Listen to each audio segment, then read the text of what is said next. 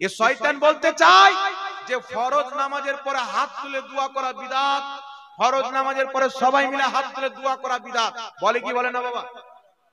এই কথা মৌলবি বলে। কিন্তু যেই ব্যক্তি বলে ফরজ নামাজের পরে হাত তুলে দোয়া করা বিদআত, খোদার কসম খেয়ে বলি মাত্র একবার আমাদের চ্যালেঞ্জকে অ্যাকসেপ্ট করে বসে যাক, ফরজ নামাজের পর যারা হাত তুলে দোয়া করে তারা হচ্ছে সুন্নাত মাননেওয়ালা, যারা হাত তুলে দোয়াকে অবৈধ মনে করে এরাই হচ্ছে অরিজিনালি বিদআতি মুসলমান। বর্তমানে লামাযাবি আহলে হাদিস বেরিয়েছে, মার্কেটে বলতে চাই ফরজ নামাজের পর হাত তুলে দোয়া নাই, সবাই মিলে দোয়া নাই। আমি বলছি হাদিস তোমাকে পরে দিব বেটা, আগে তুমি তোমার ঘরের খবর নাও। সমস্ত লামাযহাবীদের মুহাদ্দিস আব্দুর রহমান মুবারকপুরী নিজের কিতাব তোহফাতুল আহওয়াজির মধ্যে দ্বিতীয় খণ্ড ৭৪ পৃষ্ঠার মধ্যে লিখতেছে, কি লিখতেছে?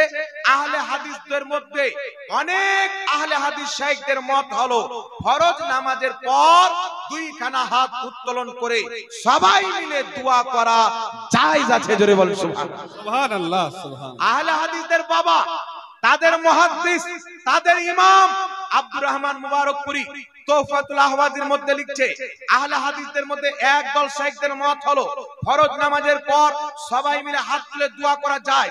তারপরে চলে আসে আহলে হাদিসদের ধর্মগুরু মুহাদ্দিস নাসিরউদ্দিন আলবানী একটি কিতাব লিখেছে, যার বাংলা অনুবাদ বাংলাদেশ ঢাকা থেকে গায়র মুকাল্লিদ লামাযহাবীরা করেছে। কিতাবটির নাম হলো রাসূল সাল্লাল্লাহু আলাইহি ওয়াসাল্লামের সালাত।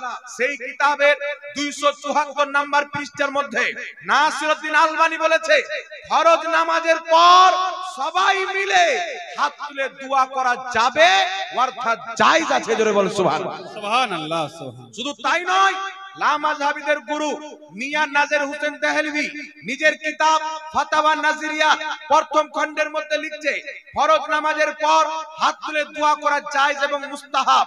ফরজ নামাজের পর হাত তুলে দোয়া করা জায়েজ এবং মুস্তাহাব নেকির কাজ। দ্বিতীয় নাম্বার চলে আসে লামাযহাবীদের বড় মুফতি মুহাদ্দিস সানাউল্লাহ আমৃতসরি নিজের কিতাব ফাতাওয়া সানাইয়ার মধ্যে লিখছে ফরজ নামাজের পর আল্লাহর নবী হাত তুলে দোয়া করেছেন, দোয়া করার নির্দেশ দিয়েছেন। সুতরাং ফরজ নামাজের পর হাত তুলে দোয়া করা জায়েজ আছে। এইজন্য আমি বলতে চাই লামাযহাবীদেরকে ফরজ নামাজের পর আমরা হাত তুলে দোয়া করি, আমাদেরকে বিদআতি বলার পূর্বে তোমাদের গুরু, তোমাদের বাবা আব্দুর রহমান মুবারকপুরীকে বিদআতি বলো, নাসিরউদ্দিন আলবানীকে বিদআতি বলো, মিয়াঁ নাজির হোসেন দেহলভীকে বিদআতি বলো, সানাউল্লাহ আমৃতসরিকে বিদআতি বলো। যদি কোন লামাযহাবী ফরজ নামাজের পর হাত তুলে দোয়ার ব্যাপারে আমার সামনে বসতে চায়, খোদার কসম খেয়ে বলি তাদের ফতোয়াতে তাদের 14 গোষ্ঠীকে বিদআতি প্রমাণ করব। সুবহানাল্লাহ। নারায়ে তাকবীর, নারায়ে রিসালাত, মাসলাকে আলা হযরত মুফতি জাহাঙ্গীর আলম সাহেব, তাদের 14 গোষ্ঠীকে বিদআতি প্রমাণ করব। সাহস কেন হয় না চ্যালেঞ্জ অ্যাকসেপ্ট করা? কোথাকার বকরিকে, কোথাকার খহারের মুরগিকে, কোথাকার তালবিনকে লাগিয়ে দিচ্ছে। তালবিনকে বাদ দাও, তোমাদের যোগ্য মৌলবীকে রেডি করো।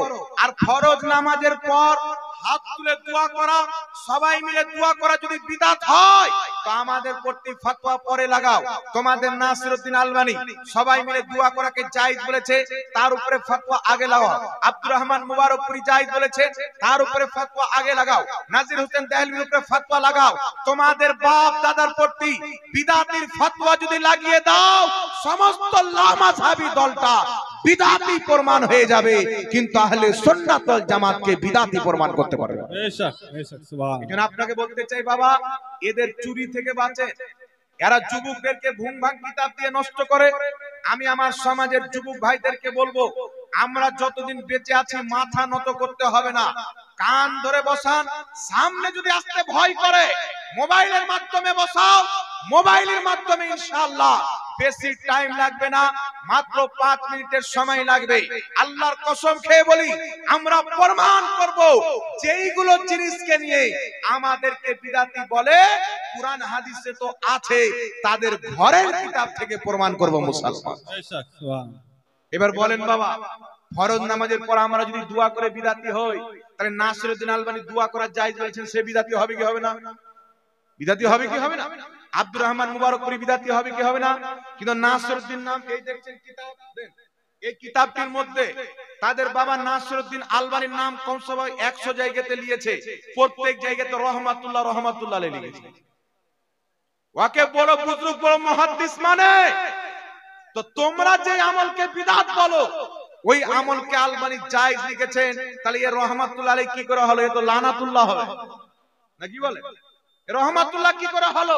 এই জন্য বলতে চাই, কাগজ কা ये लिबास बदन से उतार दे, बारिश बरस गई तो मुंह कहां छुपाओ। बेशक সুবহানাল্লাহ। আর হিম্মত যদি থাকে আপনার বাপ দাদার কিতাবগুলির উপরে বিদাতির ফতোয়া লাগাও। এই জন্য পৃথিবীর মুসলমান আল্লাহর নবী ফরজ নামাজের পর কিবলা মুখী হয়ে মুক্তাদির দিকে চেহারা করে হাত তুলে দোয়া করেছে। একটা নয় দুটা নয়, লা মাযহাবী ওয়াহাবীদেরকে বলবো, তোমাদের বুজুর্গের লেখা কিতাব আব্দুর রহমান মুবারকপুরি তোমাদের মুহাদ্দিস, তার লেখা কিতাব তোহফাতুল আহওয়াজি খুলো, সেই কিতাবের মধ্যে 4টা সহিহ হাদিস উল্লেখ করেছে আল্লাহর নবী ফরজ নামাজের পর হাত তুলে দোয়া করেছেন। জোরে বলেন সুবহানাল্লাহ। সুবহানাল্লাহ সুবহানাল্লাহ। আমার নবী নিজেই দোয়া করেছেন, তো করা যাবে কি যাবে না বাবা? জোরে বলেন, করা যাবে কি যাবে না? সাহাবায়ে কেরাম সবাই মিলে ফরজ নামাজের পর হাত তুলে দোয়া করতেন। তারিখে তাবারির মধ্যে হাদিসটি উল্লেখ রয়েছে। আর মনে রাখবেন, ফরজ নামাজের পর হাত তুলে দোয়া করা জায়েজ এবং মুস্তাহাব, এটা আমাদের দাবি, লা মাযহাবীদের কিতাবেও লেখা আছে। কথা আমার বুঝতে পারছেন তো বাবা? এই বিষয় নিয়ে কোন লা মাযহাবী গলা খুব বাজাচ্ছে, ফরজ নামাজের পর হাত তুলে দোয়া নাই, তো হিম্মত যদি থাকে তো ইউটিউবে গলা না বাজিয়ে একবার বসো না আমাদের সাথে, চ্যালেঞ্জ অ্যাকসেপ্ট করো না, দেখি কত মায়ের দুধ পান করেছো। হিম্মত হবে না মুসলমান। এই জন্য আপনাকে বলতে চাই, নবী ফরজ নামাজের পরে হাত তুলে দোয়া করেছেন, আমরাও দোয়া করব না ছাড়বো? এই জোরে বলেন, করব না ছাড়বো?